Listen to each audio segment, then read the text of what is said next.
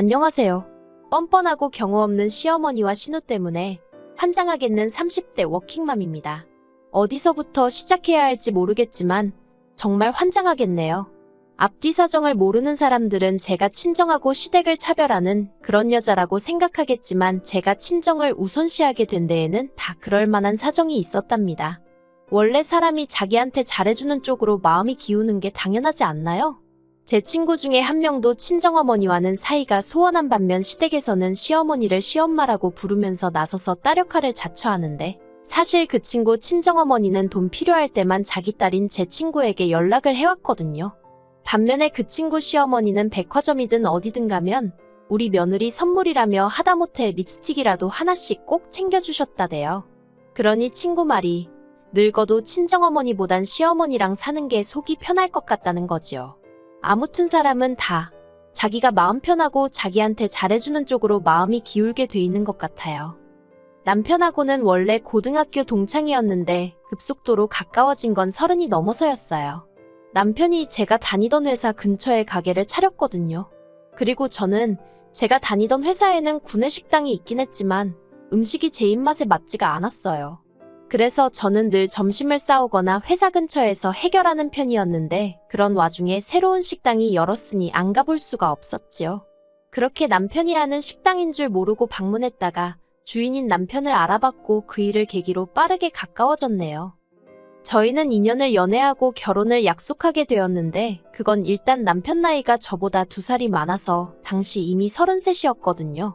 아이 욕심이 있었던 남편은 하루빨리 결혼해서 신혼은 건너뛰고 아이를 갖기를 바라는 눈치였어요. 하지만 저는 달랐습니다. 남편과 적어도 1년 정도는 둘만의 시간을 즐기다가 이후로 아이도 갖고 남들 하는 건 저도 소위 흉내는 내보고 싶었달까요. 그리고 저희는 이런 이견차를 좁히지 못한 상황에서 식을 올리고 신혼여행에 갔다가 허니문 베이비로 지금의 딸을 갖게 되었습니다. 남편은 무척이나 기뻐했지만 저는 제 계획과는 많이 달랐기에 솔직히 놀란 마음이 더 컸어요. 하지만 어쨌든 찾아온 생명이니 이내 기뻤고 감사했지요. 그렇게 저희는 부모가 되었습니다. 그런데 문제는 제가 다니던 회사가 그렇게 작은 회사는 아니었음에도 불구하고 임신과 출산에 매우 인색한 제도를 가지고 있었다는 거예요. 그래서 사실 남편에게 말은 안 했지만 이직을 하고 임신을 하면 좋겠는데 하는 생각도 있었고요. 그리고 이건 여담이지만 8년의 회사 생활 동안 저는 출산 휴가와 육아 휴가를 다 쓰고 오는 여직원은 단 한 명도 본 적이 없었습니다. 남자 직원들은 말할 것도 없었고요. 그래도 그동안 직장에서 보여준 제 퍼포먼스가 나쁘지 않았던 덕분에 출산 휴가는 그럭저럭 3개월 꼬박 다 쓰게 되었어요. 그런데 문제는 육아휴직이었습니다. 저에게 주어진 시간은 1년이었지만 제가 생각했을 땐 무조건 3개월 안에는 복귀해야지. 안 그러면 승진을 걱정할 게 아니라 아예 자리가 없어질지도 모른다는 생각이 들대요. 그래서 고민 끝에 어머님께 연락을 드렸습니다. 한 달에 200만 원씩 드릴 테니 저희 애 좀 봐주시면 안 되냐고요. 참고로 당시 저희 집에서 시댁까지는 걸어서 15분 거리였습니다. 어머님 아버님이 집들이 때 저희 집에 오셨다가 동네가 한적하고 좋다며 이사를 오셔서 가까워진 케이스였지요. 반면에 친정은 저희 집에서 차로 1시간은 달려야 하는 거리였습니다. 그리고 친정어머니는 허리디스크 수술도 한번 받으신 상황이었어요. 그래서 저도 어쩔 수 없이 어머님께 부탁을 드렸던 건데 돌아오는 반응은 냉담하기 짝이 없었습니다.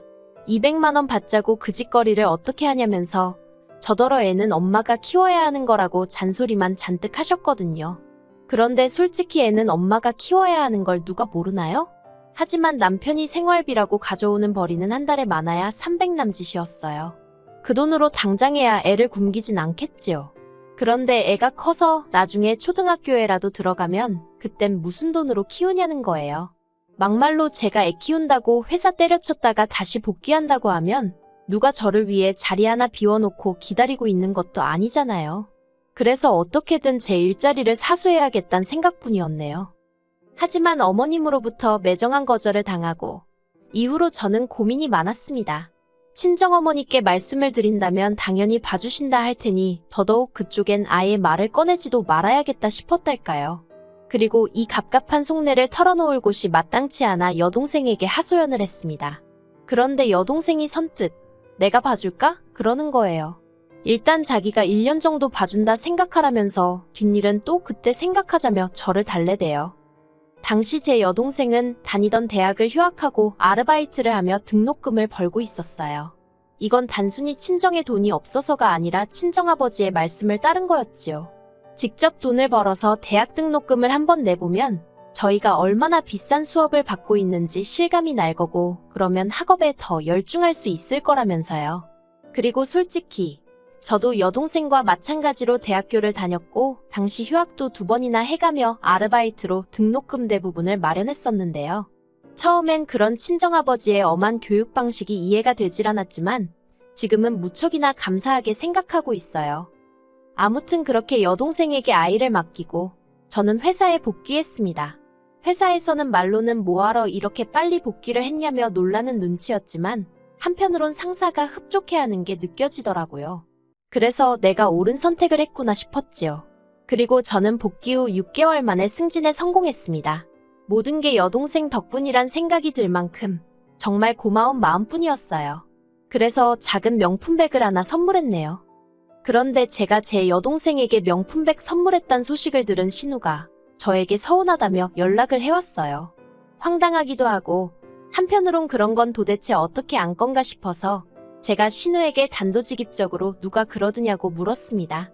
그랬더니 신우가 누구누구겠어 하더니 저희 남편이 그랬다는 거예요. 황당해서 그 길로 바로 남편에게 전화를 걸었습니다. 신우한테 그런 소리는 못하러 했어? 신우 오해하게. 오해할 게 뭐가 있어. 그냥 당신이 가족들한테 잘한다는 이야기를 한 거야. 당신 칭찬한 거라고. 그걸 누가 칭찬으로 듣겠어. 이제 친정하고 시댁하고 차별한단 소리 나오게 생겼네. 자기야, 다음부턴 그런 이야기는 하지 마. 그리고 이후로도 신우가 몇 번이고 왜 언니는 언니 동생만 챙기냐고 나는 남이냐고 투덜거려대는 통에 결국 견디다 못한 제가 제 여동생과 똑같은 가방을 하나 사줬습니다. 어차피 신우가 곧 대학 졸업을 앞두고 있었기에 겸사겸사 주는 선물인 셈치고요. 솔직히 돈이 아까웠는데 그래도 또 사주고 나니까 어머님 아버님도 저한테 잘했다면서 그런 게 윗사람 역할이라는 말도 안 되는 칭찬을 해주시대요. 그래서 그냥 이번에는 어쩔 수 없었지만 다음부터는 뭐가 됐던 간에 시부모님이든 신우든 귀에 안 들어가게 조심해야겠다. 그런 생각만 하고 말았지요. 그런데 남편이 또 기어이 일을 그르쳤습니다. 올해 초 회사와 연봉 협상을 했는데 생각보다 이야기가 잘 풀렸어요. 제가 기대하던 만큼은 아니었지만 그래도 여러 가지 상황을 고려했을 때 절대로 나쁜 조건이 아니었지요. 그리고 저는 평소에 저라면 연봉이 오른 만큼 저축을 생각한다던가 미래의 어떤 돌발 상황을 대비하기 위해 아껴두려고 들었을 텐데 어쩐 일인지 이번만큼은 뭐에 씌인 것 마냥 꼭 저를 위해서 쓰고 싶더라고요. 그래서 무엇을 할까 고민하다가 차를 새로 뽑아야겠다는 생각을 하게 되었습니다. 사실 원래도 타던 차가 없던 것은 아니에요. 심지어 그 차를 사고 1년도 안 돼서 식을 올렸기 때문에 앞으로 타려면 몇 년이든 더 탈 수 있는 상황이었지요. 그때도 뭔가 씌인 듯해서 사느라 전부 현금으로 샀었고요. 그런데 또 차를 사고 싶더라니까요. 그리고 남편과 상의 끝에 애도 있고 하니까 이참에 SUV를 뽑는 쪽으로 이야기가 됐어요. 솔직히 결혼 전이고 애가 없었다면 뚜껑 열리는 스포츠카로 딱 뽑고 싶은 마음이었는데 그게 뭐 말처럼 쉽나요? 그래 실용적인 걸로 사자 그렇게 된 거지요. 그리고 저는 타던 차를 여동생을 줘야겠다는 생각을 했습니다. 어차피 전액 현금으로 샀던 차라서 여동생이 따로 갚아야 하고 그런 것도 없었고 중고차로 팔게 되면 헐값에 팔아야 하니 아까운 생각도 들었거든요. 그래서 남편에게도 지금 타는 차는 결혼 전 내 돈으로 내 능력으로 샀던 거 알지 않냐면서 그러니 처분도 내가 알아서 하겠다 했습니다. 남편도 그러라며 별 문제 없다고 했고요. 그런데 문제는 남편이 어머님과 통화하는 과정에서 이 이야기를 한 모양이었어요. 제가 연봉이 올라서 차를 사기로 했고 타던 차는 처제를 줄지 팔아버릴지 제가 고민하고 있다는 식으로요. 제가 남편더러 뭐 한다고 시댁에다 그런 이야기를 미주알고주알 다 했냐고 하니까 자기 딴에는 자기 와이프 그러니까 저 말이에요. 능력 있다고 자랑한 거래요. 아기는 없었다면서 미안하다고 어쩔 줄 몰라 하는 남편한테 성질을 낼 수도 없고. 하지만 솔직히 여러 가지로 상황이 번거로워졌습니다. 어머님께서 저한테 연락을 해오셨거든요. 하시는 말씀이 타던 차는 사돈 처녀 주지 말고 시누이 주라대요. 솔직히 좀 황당했어요. 뜬금없이 왜 신우 이야기가 나오는 건가 해서요. 그래서 제가 왜 신우를 주냐고, 누군가를 주게 되면 제 여동생 줄 거라고 딱 잘라 말씀드렸습니다. 동생이 안 받겠다고 하면 팔 거고요 하고 덧붙이니 그걸 왜 제 마음대로 제 멋대로 정하느냐고 어머님이 펄쩍 뛰시대요. 통화를 하면 할수록 짜증만 나는 상황이었습니다. 솔직히 제가 차 살 때 어머님이 1,000원짜리 한 장 보태주신 것도 아니면서 어째서 저한테 이래라 저래라 하시는 건지, 그리고 왜 제가 그 말을 따를 거라고 생각하시는 건지 여러 가지로 이해가 되질 않았지요. 그리고 솔직히 확신이 없어서 남편을 비롯한 그 누구한테도 말은 안 했지만 시부모님도 차가 없으셨거든요. 그래서 그냥 큰맘 먹고 시부모님 탓이라고 드릴까 그런 생각도 아닌 게 아니라 진지하게 생각 중이었어요. 그런데 어머님이 먼저 전화해서 이래라 저래라 하시니까 그런 마음은 온데간데 없이 싹 사라지대요.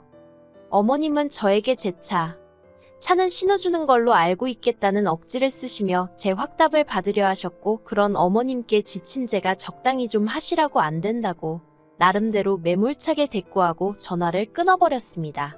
그러자 어머님이 남편에게 전화를 해서 뭐라고 하신 건지 남편한테도 전화가 오기 시작했어요. 계속 무시하다가 그만하라고 한마디 하려고 전화를 받았는데 남편이 한껏 신이 나선 헛소리를 하대요. 저더러 하는 말이 처제 생각이 제일 중요한 거 아니겠냐면서, 그래서 자기가 처제한테, 그러니까 제 여동생한테 전화를 해서 물어봤답니다. 그러니까 제 동생은 차를 받으면 좋기야 하겠지만 자기가 지금 아르바이트 하면서 용돈 벌고 학비 벌고 그러는데 차를 어떻게 유지하겠냐면서 안 받아도 괜찮다고 했나 봐요. 그래서 남편이 그러면 차는 자기 여동생이 받아도 되겠냐고 제 여동생한테 물어봤더니 그러라고 했다나요? 그 이야기를 듣는데 정말이지 어머님도 그렇고 남편도 그렇고 다들 제정신인가 싶더라고요. 그래서 제가 차 아무도 안 줄 거고 막말로 2대 놓고 내가 기분 따라 번갈아 가며 타면 그만이라고, 그러니 김칫국 좀 적당히 마시라 했습니다. 그러자 이번엔 남편이 자기 체면이 어떻고 하면서 저더러 신우가 남이냐입니다. 처제한테는 매번 돈 아까운 줄 모르고 퍼주기 바쁘면서 제가 자기 여동생 그러니까 신우한테는 너무 야박하대요. 어이가 없어서 친정에서 나한테 써주는 마음 씀씀이랑 시댁에서 나한테 써주는 마음 씀씀이는 같냐고 되물었습니다. 뭐든지 오는 만큼 가는 법인 거 몰랐냐는 말과 함께 말이에요. 그리고 이 이야기는 아니나 다를까 다시 어머님 귀에 들어갔고 집안은 난리가 났어요. 어머님이 저더러 내가 너한테 못해준 게 뭐가 있냐 하시면서 저더러 그까짓 중고차 한 대 가지고 아주 집안을 쑥대밭을 만든다고, 유세도 보통 유세가 아니라며 한껏 빈정대셨거든요. 하지만 저도 억울한 게 남편만 조용히 입 다물고 있었다면 애시당초 이렇게 커질 일이 아니었습니다. 오히려 결국 일이 순리대로 풀려서 제 동생이나 시부모님이 제 차를 갖게 되었을 거고 그렇게 서로서로 기분 좋게 마무리되었을 거예요. 하지만 제가 이런 상황 속에서 무엇보다 실망을 했던 건 남편이 보여준 태도 때문이었습니다. 남편은 저에게 미안해하는 것 같으면서도 계속해서 어머님과 신우 편에 서서 제가 마음을 바꿨으면 하는 기색을 내보였거든요. 자기 여동생이 나이가 28살인데 직장도 없는데 차까지 없으면 솔직히 남들이 보기에 얼마나 한심해 보이겠냐는 말도 안 되는 변명을 해가면서까지 어떻게든 제 차를 자기 여동생에게 주고 싶어하는 마음이 너무 꼴보기 싫었습니다. 신우는 대학을 졸업한 뒤 공무원 시험을 준비하고 있다는 핑계로 몇 년째 백수 생활을 이어가고 있었어요.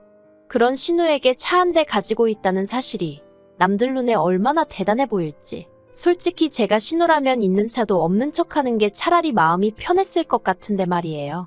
하지만 신우가 자기 인생 자기가 알아서 사는 거니 제가 그런 걸 가지고 올래만에 그런 소리는 안 하겠습니다. 다만 뭐가 되었건 간에 자기 능력 안에서 해결을 해야지. 왜 어머님의 남편까지 나서서는 28이나 먹은 신우 기분을 맞춰주려고 야단법석인지 이해할 수가 없었지요. 게다가 신우는 자기가 이미 주변 사람들한테 새언니가 차를 준다고 했다며 자랑을 다 해놨는데 이를 어쩌냐면서 제 앞에서 눈물을 보였어요.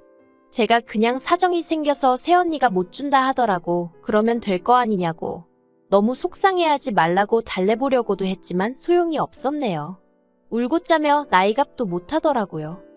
결국 참다 못한 제가 남편한테 애만 아니면 정말 이혼했으면 좋겠다고 해버렸어요.